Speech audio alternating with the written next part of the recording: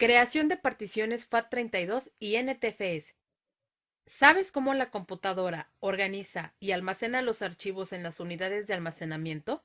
Pues bien, la computadora organiza los archivos normalmente en la memoria secundaria mediante particiones, que no es otra cosa que una división lógica en una unidad de almacenamiento como un disco duro o unidad flash USB y que el sistema operativo interpreta, utiliza y manipula como unidades independientes. Sin embargo, las particiones por sí solas no pueden almacenar datos si no cuentan con un sistema de archivos o formato. Es muy importante no confundir el sistema de archivos con los tipos de particiones. Un sistema de archivos es el tipo de formato que le vamos a dar a la unidad de almacenamiento, como puede ser FAT, FAT32, NTFS, exFAT, entre otros, las cuales se diferencian principalmente por la capacidad de almacenamiento. Por otro lado, las particiones se dividen en primaria, extendida y lógica. Para entenderlo mejor, lo vamos a explicar con la estructura lógica de un disco duro. La estructura lógica de un disco duro está formado principalmente por el sector de arranque, espacio particionado y espacio sin particionar. El sector de arranque es el primer sector de todo disco duro. Se encuentra en la cara 0, pista 0, sector 1. En él se almacena la tabla de particiones, la cual contiene toda la información básica sobre la partición, si es arrancable, si no lo es, el formato, el tamaño y el sector de inicio. También el sector de arranque almacena un pequeño programa máster de inicialización, llamado también Master Boot. Este programa es el encargado de leer la tabla de particiones y ceder el control al sector de arranque de la partición activa. El espacio particionado es el espacio del disco que ha sido asignado a alguna partición. El espacio no particionado es espacio no accesible del disco, ya que todavía no ha sido asignado a ninguna partición. Dentro del espacio particionado pueden existir los tres tipos de particiones ya mencionados. Partición primaria. Son las divisiones primarias del disco y solo puede haber 4 de estas, de las cuales una es activa, o 3 primarias y una extendida. El sistema operativo de la partición activa será el que se cargue al arrancar desde el disco duro. Si no existiese partición activa, mostraría un mensaje de error. Partición extendida, conocida como partición secundaria. Solo puede existir una partición de este tipo por disco y sirve para contener particiones lógicas. Es el único tipo de partición que no soporta un sistema de archivos directamente. Partición lógica. Ocupa una porción de la partición extendida o la totalidad de la misma, la cual se ha formateado con un tipo específico de sistema de archivos FAT, FAT32, NTFS, exFAT, etc.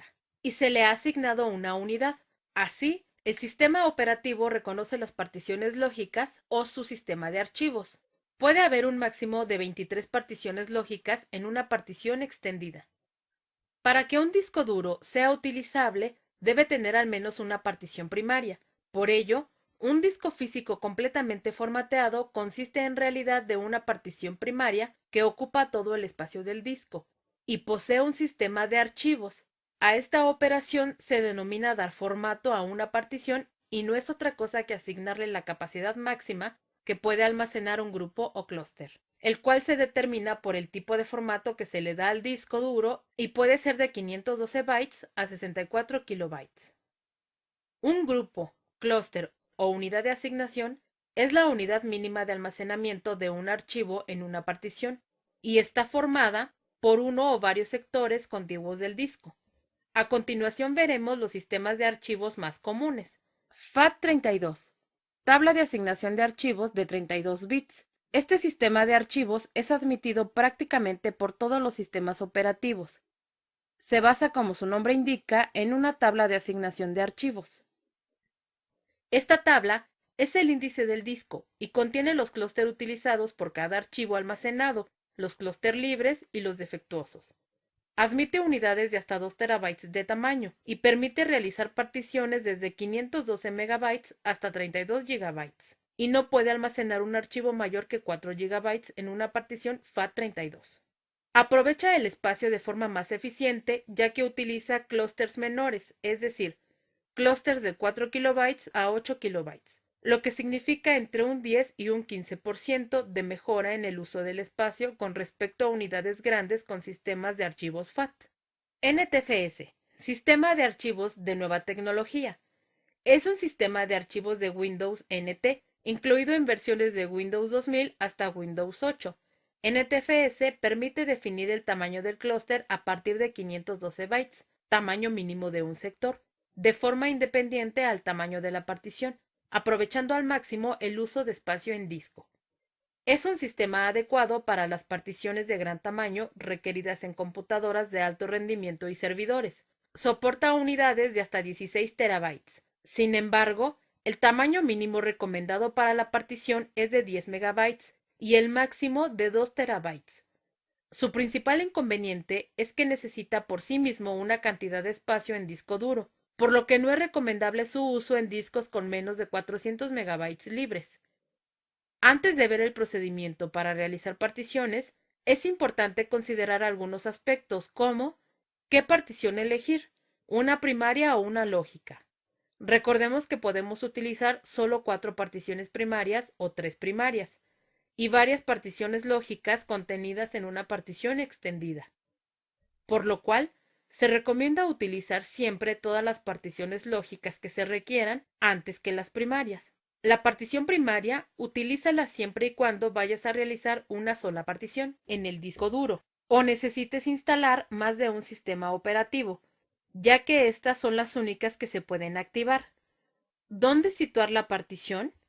La partición activa, si es que se instalarán sistemas operativos, deberá ser la primera. Los demás sistemas operativos, en caso de haberlos, se instalarán a continuación dejando en último lugar la partición extendida. ¿Cuántas particiones crear y de qué tamaño?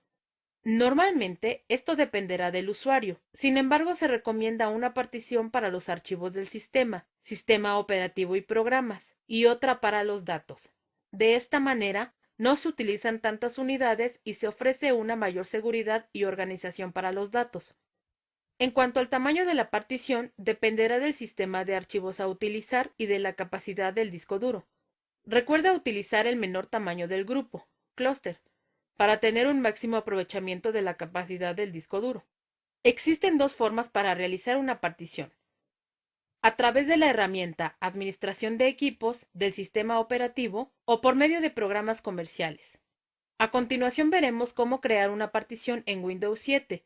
Para ello, seguimos la siguiente ruta: Inicio, Panel de control, Sistemas y seguridad, Herramientas administrativas, Administración de equipos.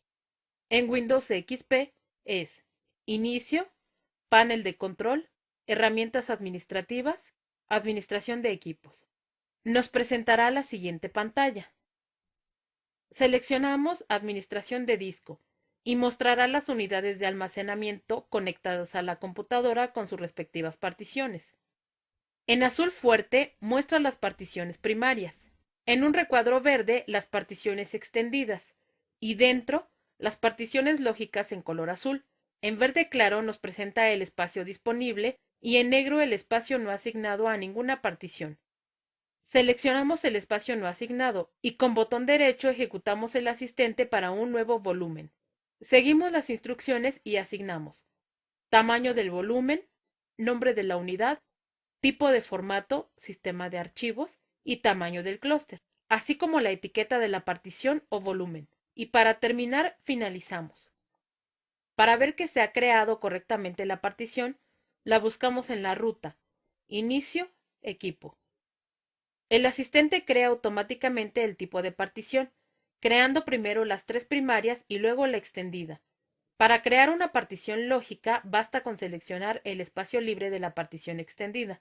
Si no cuenta con espacio libre, reducir el volumen de esta y seguir las instrucciones anteriores para crear la partición. Si vas a instalar más de un sistema operativo, debes instalar cada uno de ellos en una partición primaria. Para arrancar cada uno de ellos, necesitas activar la partición que queremos arrancar en la próxima sesión en la computadora.